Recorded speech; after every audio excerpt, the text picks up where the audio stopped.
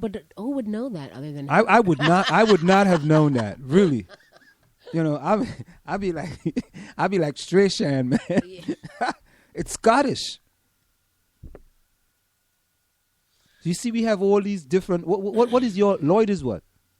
It's Welsh. Welsh. Yes. Isn't Welsh and Scottish almost the same? Wales, Scotland, England, Ireland are all part of Great Britain. Okay. You see, so I was. It's a Scottish name. How could you be living in Tobago with a Scottish name? Because the British people came and took over that island. That's why you speak English. Hey, Pierre, I want you to ask your mother and father, how did you guys get... Oh, well, it could be her married name, too. I'm not sure. Yes, right. It could be. So I want you to ask your mother, your father, or your husband. The origin of this name. Well, I mean, you can just look up somebody's name and find that. The origin of the name. This is 73 place. VillageGreen.com. You got to go to that. I'm there. You got to go to Village. Local developers propose 72-unit complex in Irvington Avenue. Ah, voila. Local developers. Okay, she just said, I'm married. What is it? 21 years? Is that? Oh, it's by marriage. She said it's by marriage. Yeah. By marriage. So you have to ask her husband that, So is she saying that you're married 21 years? That's what she's saying? Is this crazy? You can't have a text conversation I know. radio. But no, but you have to pretend you're not doing both of those things because you've got like 5,000 people listening to us right now. You're right. I'll read and you could text for a while. No. Let's go. Local developers. You got that one? Yeah. Okay. Dave Castan and Josh Mann presented a 72 rental apartment building development to be located 282 Irvington Avenue to a feisty crowd at an informal meeting Wednesday night. While Mann and Castan have been meeting with town committees and neighbors, they said they are presenting to the public tonight to solicit further feedback. Village Administrator Barry Lewis noted that the meeting was not required and preceded any formal approval process. Said Lewis, this is intended to be an early step in the process. The meeting was hosted by the Seton Village Committee, formerly the Irvington Avenue Corridor Advisory Committee, which was appointed by village trustees in January 2014 and charged with revitalizing the avenue and neighborhood. So this was what, yesterday? Yeah. 20 hours. No, 13 hours ago. That was today. That's not yesterday. Seton Village Committee Chair Doug Zacher introduced Mann and Castan. If the developers wanted feedback, they got it. Mann found it difficult at times to get through his slide presentation as he was peppered with questions from the audience. Audience members expressed concern about the size of the project, 50 to 57 feet tall, and its density, 72 units with 1.2 parking spaces per unit on slightly less than a 1.4 acre lot. Its potential impact on the school district, whether or not it would attract Seton Hall School students as tenants, drainage, parking, traffic, and screening for nearby single-family residences, among other concerns. Those are very interesting things.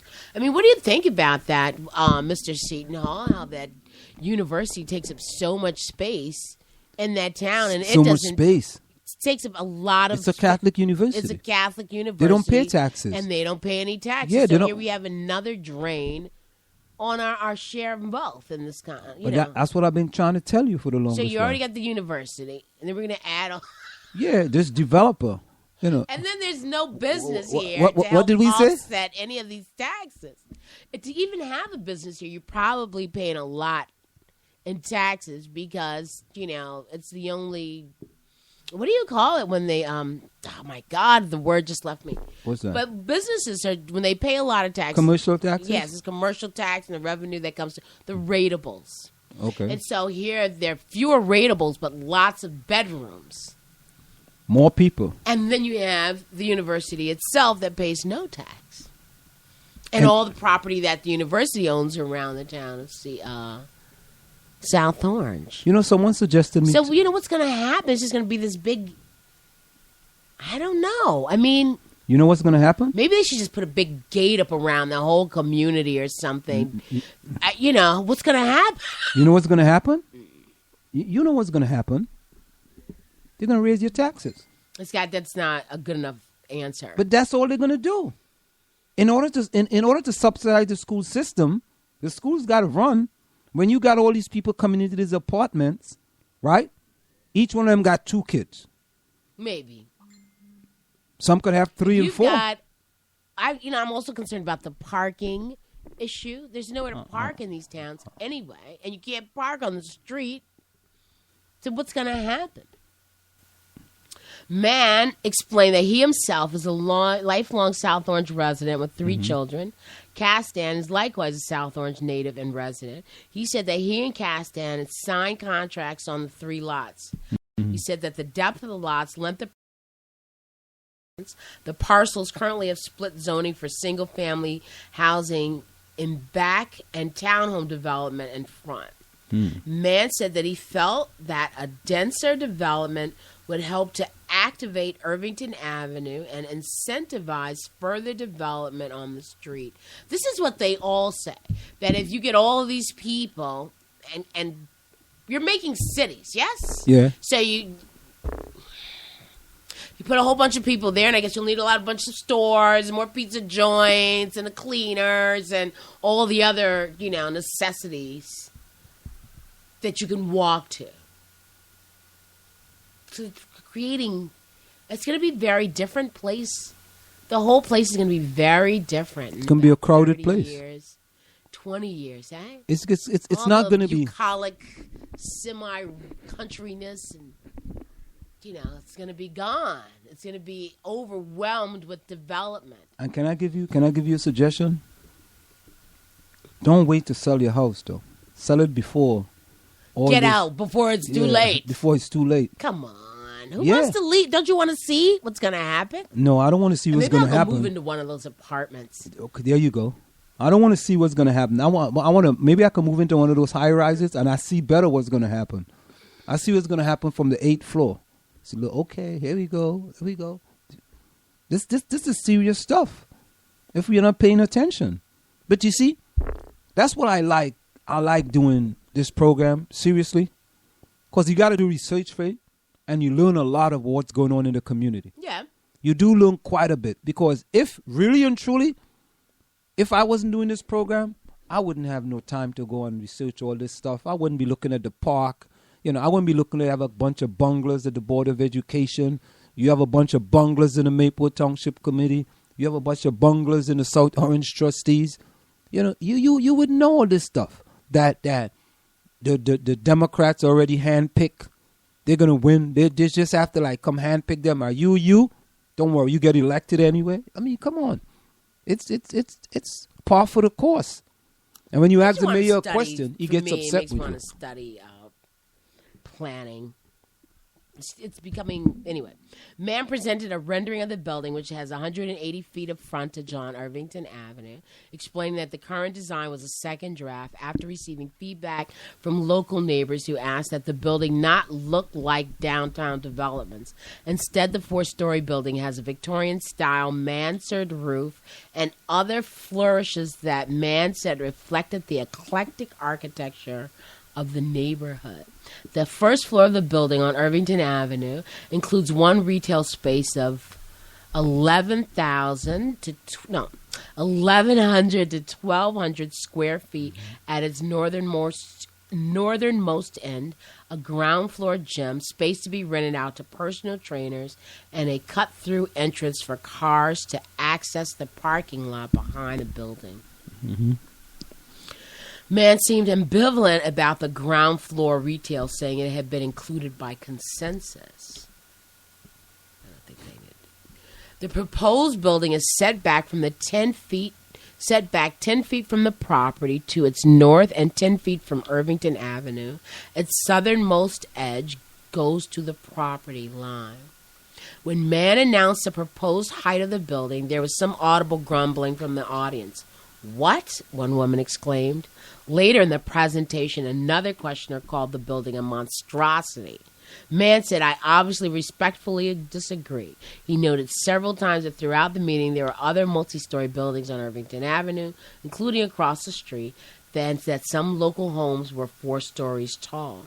One audience member, expressed concern that Seton Hall students would be attracted to the building, particularly in a corridor that had been recently rebranded as Seton Village. Mann said that they were not targeting Seton Hall students and would be surprised if they could afford it. One audience member called that comment naive. But it is naive, because think about it. If I own one of the apartments, why can't I lease it out to Seton Hall students? Give me a pound, honey. There you go. Why can't I lease it out? That's bunglers. A bunch of bunglers. Wait, when an audience member But wait, Marjorie. Critical thinking. We discussed this. Let me finish the article. You can just enter. Let me finish. Go ahead. One audience member called that comment naive when an audience member pointed out that students often live 3 to a studio, splitting the rent. Mann suggested that he and Kasdan could discourage such practices through lease agreements. So in your agreement, after you lease, you have to say that you will not sublet to anyone. In the meantime, Mann said he would love to attract grad students and faculty. Another audience member was concerned that the redevelopment plan process for this project was doing it backwards. Shouldn't rezoning be done first, she asked. Lewis said that creating a development plan involved the same process, same consideration that would be considered in rezoning. In addition, he said that the proposed development fits guidelines set forth in the town's vision plan of 2008. Another audience member worried that such a development would not attract high rents and would have a negative impact on housing values in the neighborhood. Mann said, "In my experience, developments like this raise property values." He said in a recent market study of the area showed that the demand for multifamily in our area is great. While that questioner worried that the development would attract a transient population, another audience member questioned why such dense developments were being considered when the school district was stressed by increased enrollments. Mann said that since the proposed building was made up of studios, 1- and 2-bedroom apartments, it would attract few families with school-aged children. Oh, really?